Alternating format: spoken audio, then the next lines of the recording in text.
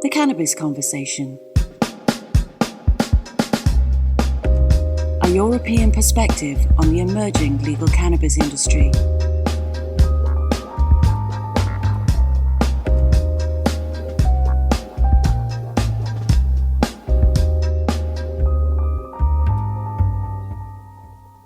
Welcome to the Cannabis Conversation with Anush Desai, where we explore the new legal cannabis industry by speaking to the professionals that are helping to shape it. Welcome back. Hope you're all well. Another quick one from me as I'm still wrestling with crocodiles and kangaroos down under. As ever, the show is sponsored by our lovely friends at Lumino. Today we're talking about a very important cannabis patient story. Cannabis patients are at the heart of what Lumino do. They've worked with a number of clinics across Europe. Have also helped a lot of patients get jobs within the industry too. So as always, if you need help with HR or recruitment, please do get in touch with them at luminorecruit.com, and please do mention my name when you do.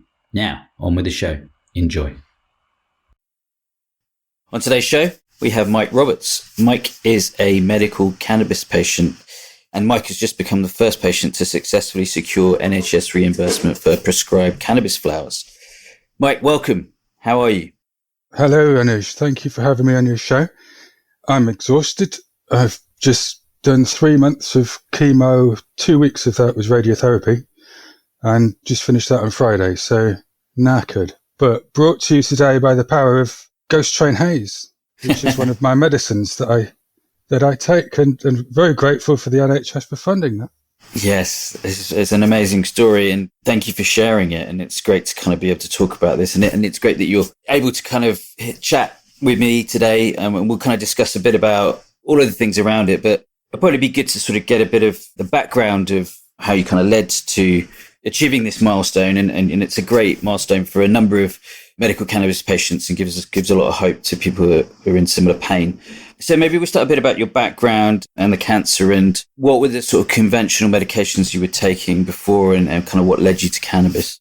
So in June 2021, I was diagnosed with bowel cancer and found out that it had spread to my lungs. So it was then a case of having like 3 years to live. So I'm possibly in my last year now.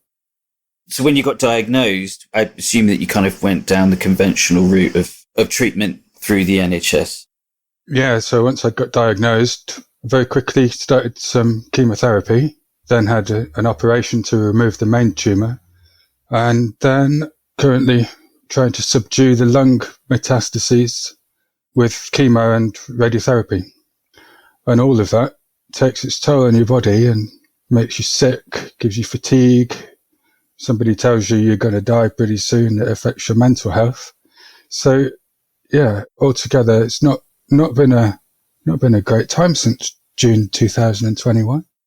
Yeah, no, I can imagine. I guess before we sort of start talking about how cannabis kind of got introduced, were you taking kind of pharmaceutical meds to deal with the side effects of the radiotherapy and the chemotherapy? So for the chemotherapy, I've only just started some radiotherapy. I had it about 4 weeks ago.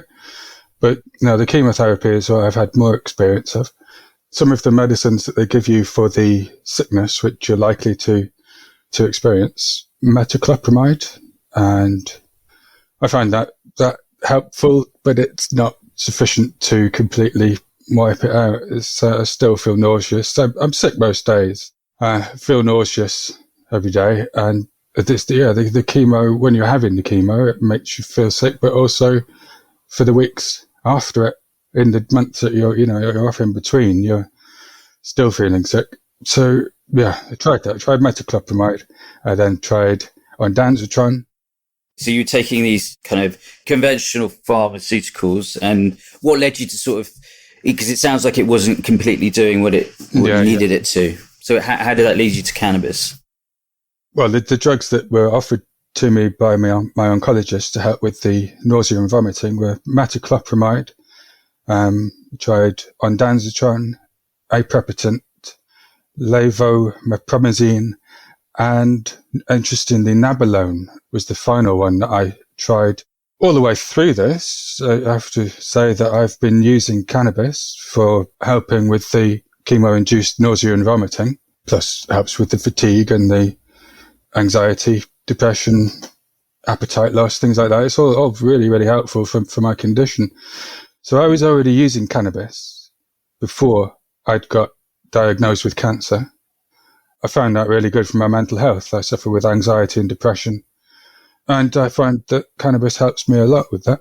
However, when it came to my first dose of chemotherapy, I told my oncologist that I use cannabis for anxiety and depression, and he said, right, well, don't use it. Well, you try the first dose so that we get a baseline. So I trust his judgment, and not being very experienced in the whole medical scene, I went along with it and stopped and had an awful time. I had terrible nausea and vomiting, complete fatigue, just, it's awful.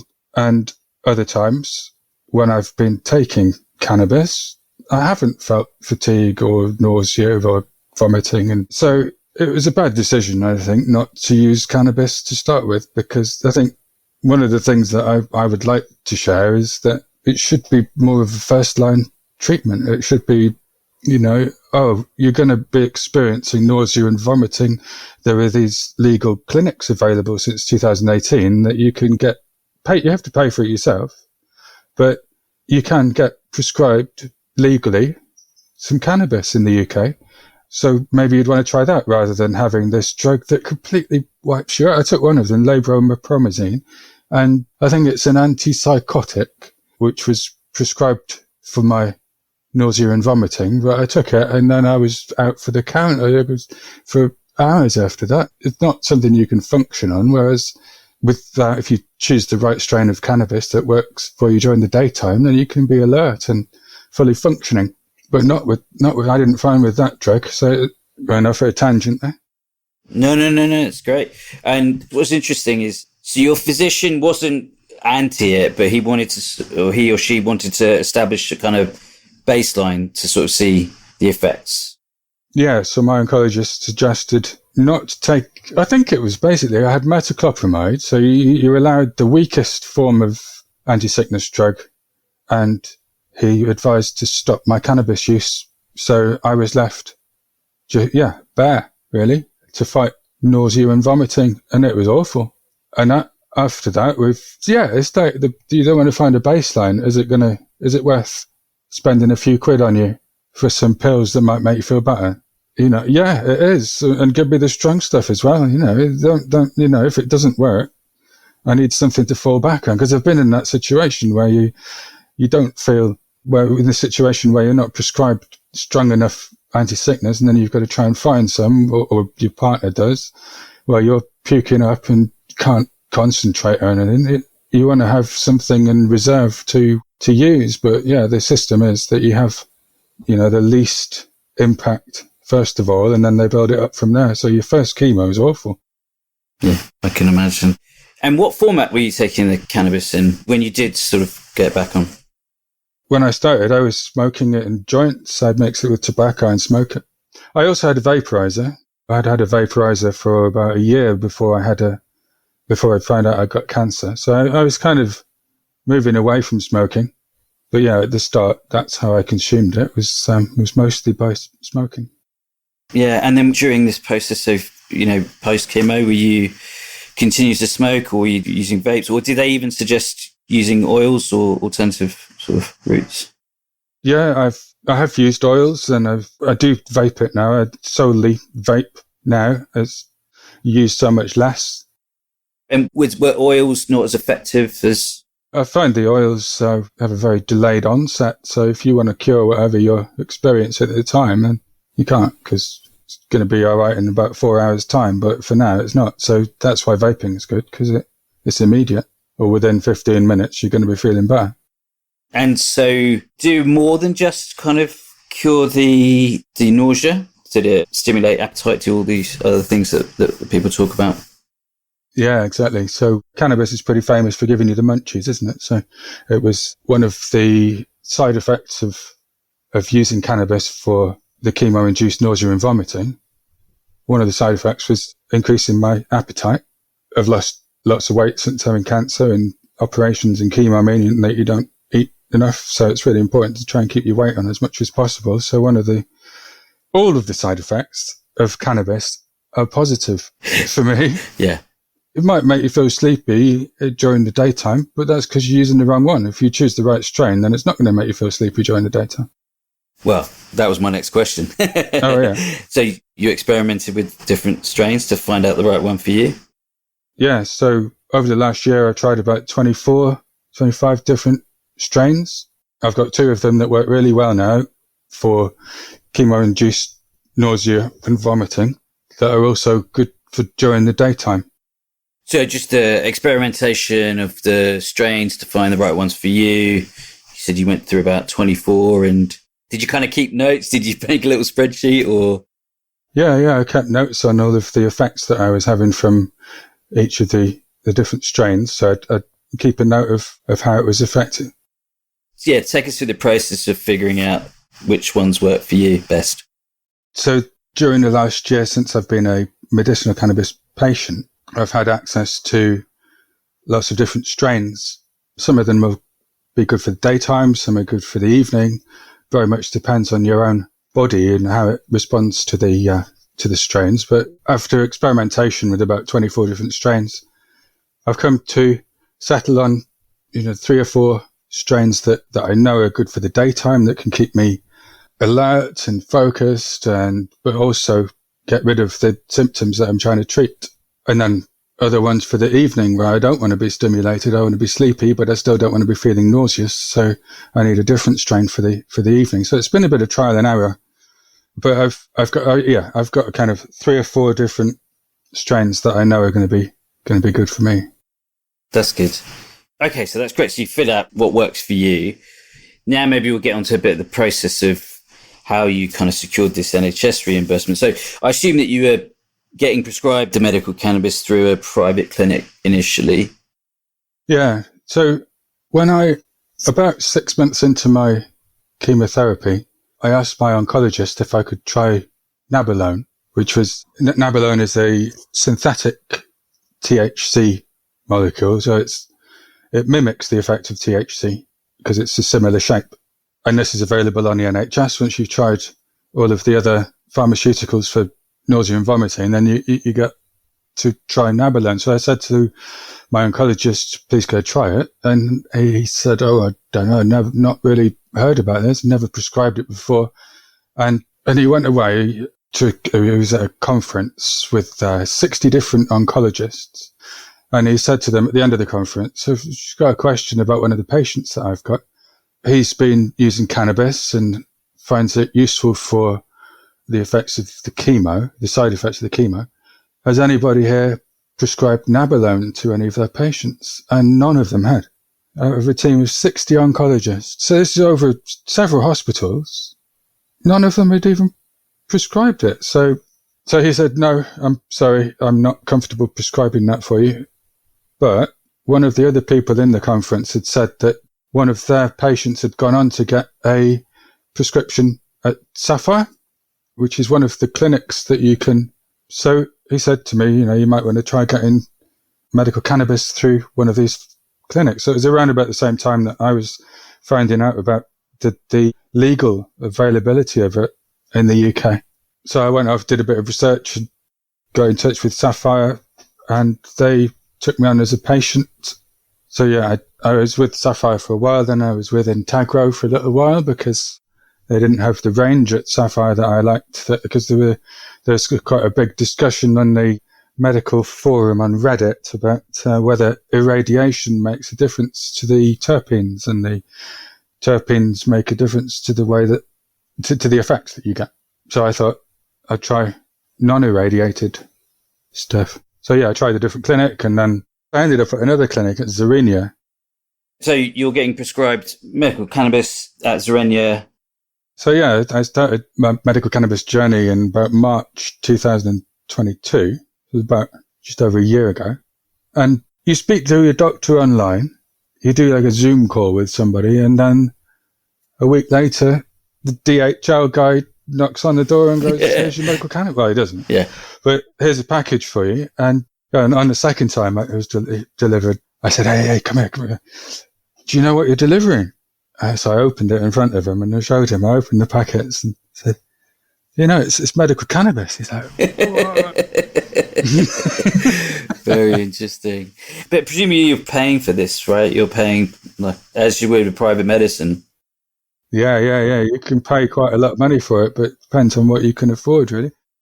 And so what gave you the idea to sort of see if you could get this reimbursed by the NHS? Oh, because I wanted to make a point, really. I had an opportunity because there's only 3 ways that you can get free weed on the NHS. And I qualified for one of them. So you can either have epilepsy or multiple sclerosis, or the third one is chemo-induced nausea and vomiting. So I had an opportunity to try and get it on the NHS, which obviously gives it me for free, which is great. But I feel like I've got my foot in the door for everybody else. So I didn't just apply for the cannabis to treat the nausea and vomiting. It was also because it's a quality of life thing where I have to take these horrible treatments that make me really, really ill, and the symptoms can be really well controlled by using cannabis. So in order to function in society, never mind the nausea and vomiting, it allows me to go to work. It's really interesting context there. So, it's both the kind of acute medical side of things with the vomiting, but also the wider impact of just being able to kind of get up and being happy and being able to function and do what you would normally do. Yeah. Well, I'm sure that's healing in itself. It gives you a purpose, doesn't it? If you can go to work and you can contribute something to society and get some praise for whatever you do and feel good about yourself, then I'm sure that's healing. Better than being miserable sitting around watching Netflix at home. Yeah, I couldn't agree with you more. If you can be bothered, or staring at the wall if you can't. Yes. And so who did you have to convince, I assume they reimbursed you for the money that you'd shelled out for the clinics?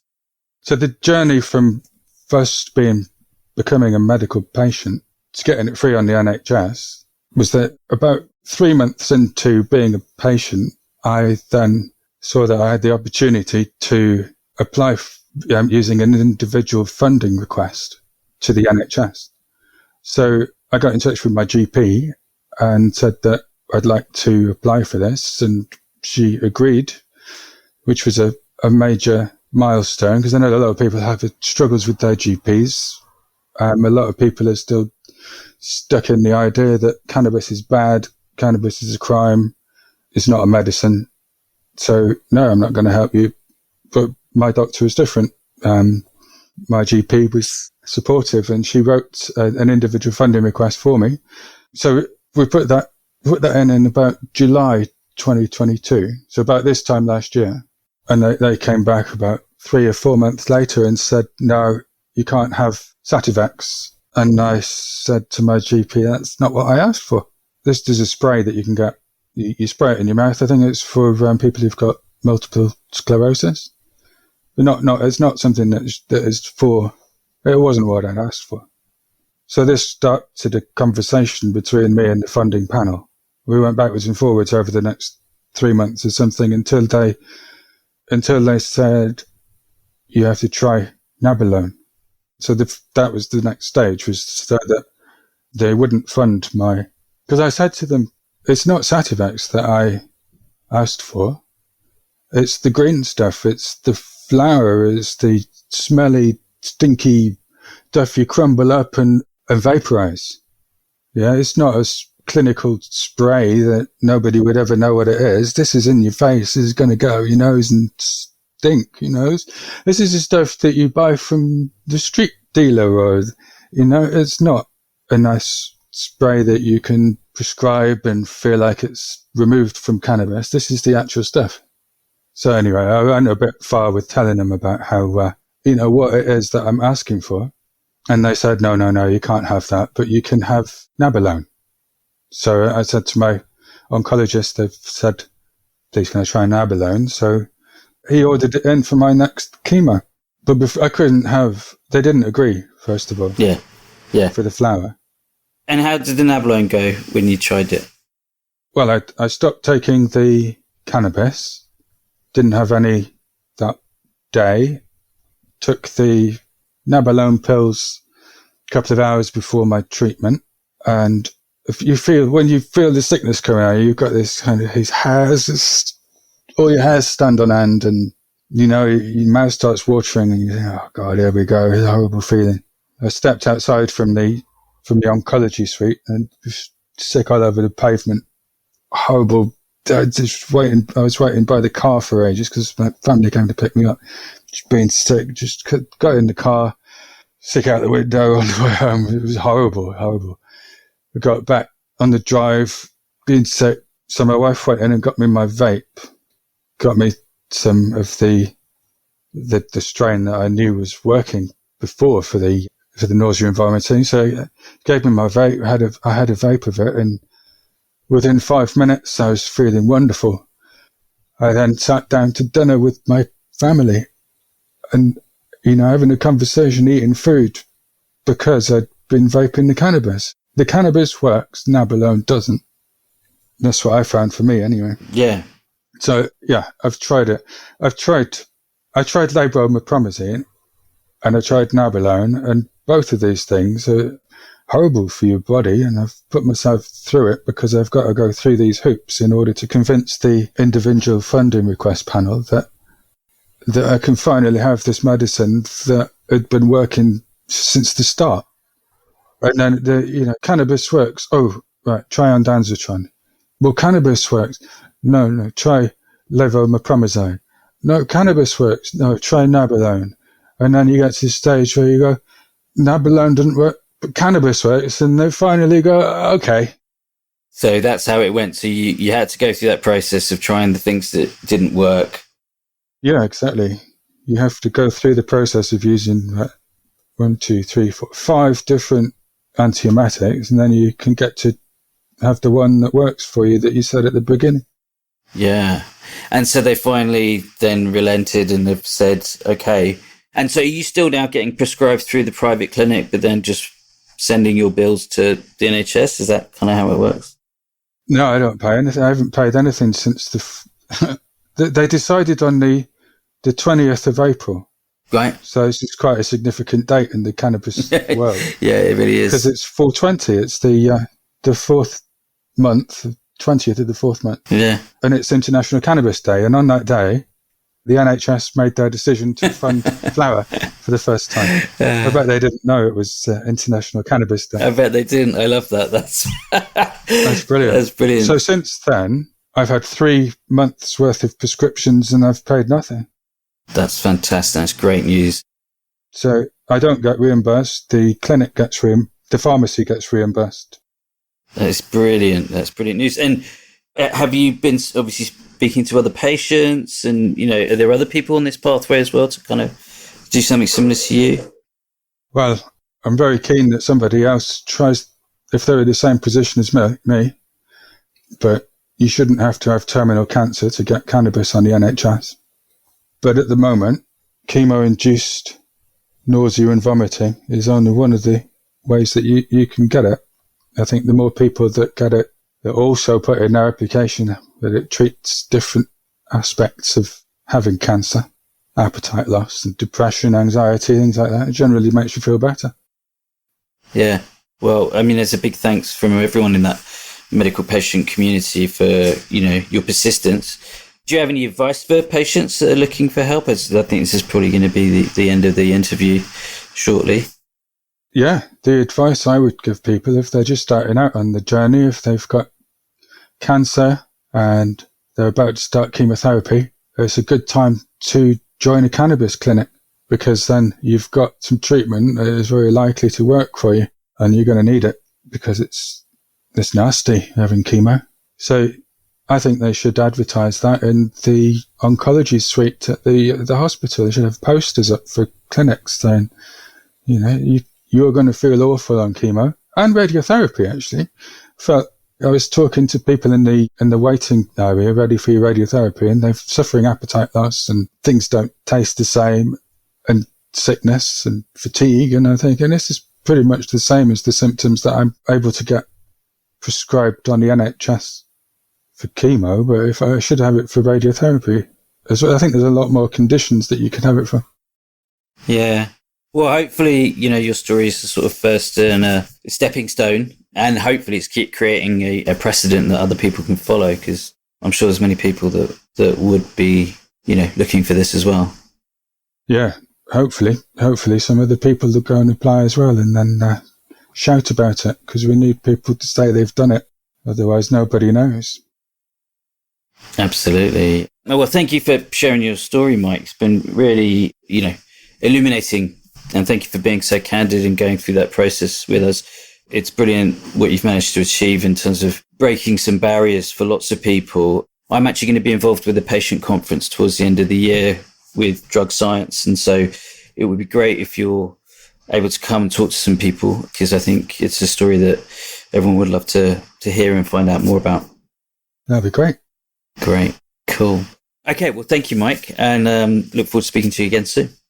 Thank you, Anish. Lovely to meet you. Bye. Likewise. Cheers. Thanks again for listening. Hope you enjoyed the show. If you did, please subscribe, rate, review, and share the podcast. It will help me spread the good word on how this amazing industry is developing. I'm a commercial lawyer and I work with a number of cannabis businesses in the UK. If you need help with commercial contracts, data protection, employment, corporate, or other business legal needs, please do get in touch with me via LinkedIn or at anuj@canvas.global.